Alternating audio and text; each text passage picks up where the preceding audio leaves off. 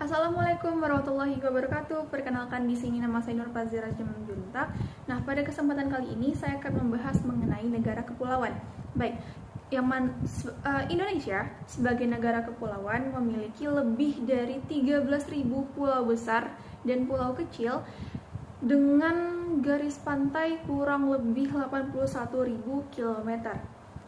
Lalu berbicara terkait perubahan alam seperti pemanasan global, yang mana hal ini menyebabkan pencairan es di kutub utara, baik maupun itu di kutub selatan dan Greenland, serta hal ini meningkatkan tingginya permukaan air laut.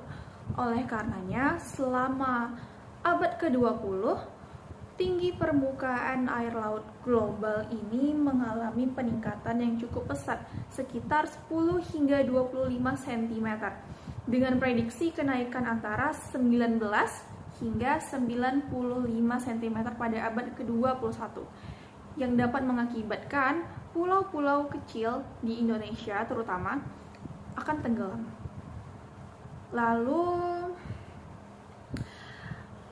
selanjutnya kita akan berbicara terkait konsep akan negara kepulauan tersendiri menurut UNCLOS. Nah, konsep negara kepulauan ini merujuk pada wilayah yang terdiri dari sejumlah besar pulau-pulau yang tersebar dari sepanjang lautan. Pulau-pulau yang tersebar di sepanjang lautan.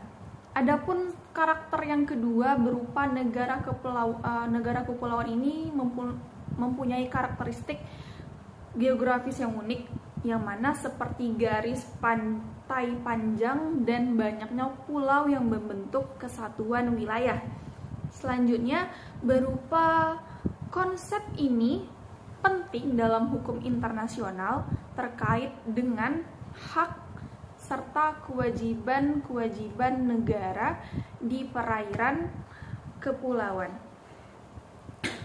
Lalu ketika kita berbicara tentang konsep, maka timbul akan persyaratan apa saja negara kepulauan menurut UNCLOS, ya kan?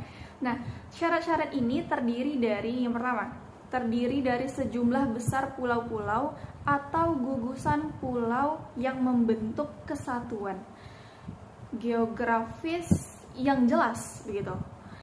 Yang kedua berupa memiliki perairan di sekitar pulau-pulau tersebut yang sekiranya dapat disebut zona ekonomi eksklusif atau ZEE gitu.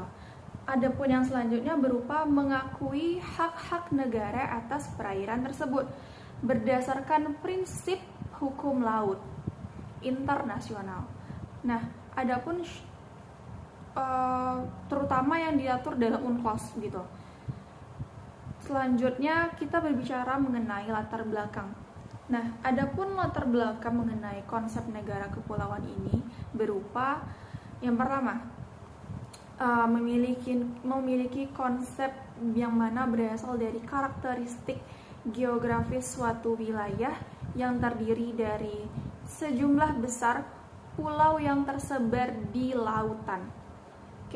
Yang kedua berupa negara-negara kepulauan ini umumnya memiliki perbatasan laut yang lebih dominan daripada perbatasan darat gitu.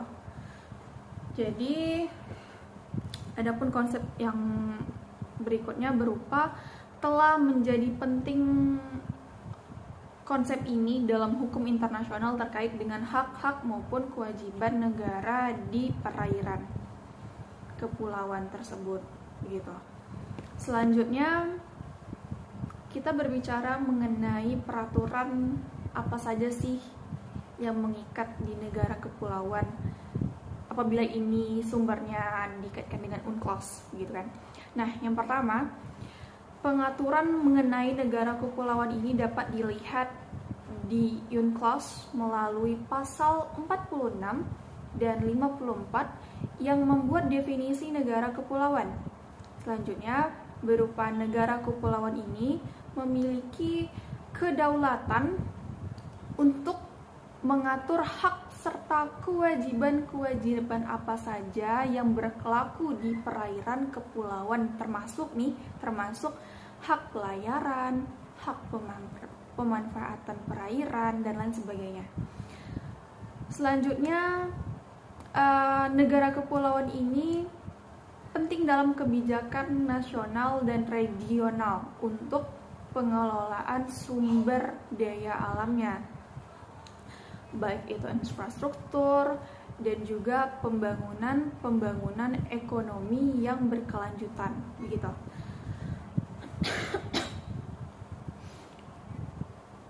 Baik, saya rasa sekian dari saya, Nur Fazira.